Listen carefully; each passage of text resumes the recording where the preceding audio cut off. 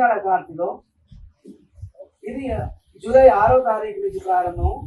పర్వతం అశ్వం మీద, అశ్వం అంటే గుర్రం మీద పడుతుంది కాబట్టి గుర్రం ఉరికినట్టే ఉంటుంది, వర్షం సరిగా పడదు. అందుకే పర్వత వృష్టి అని రావడం జరిగింది. ఎక్కువ గుట్టల మీద పడుతుంది, భూమి మీద చాలా తక్కువగా పడుతుంది. తర్వాత పెద్ద పుష్యాల, పుష్యమి కార్తీ అంటారు దాన్ని. పెద్ద పుష్యాల మన వాడుక భాషలో ఇది జూలై 25. శని యొక్క ప్రభావం బాగుంది. ఈరోజు మునుగోడు మండల కేంద్రంలో ఉగాది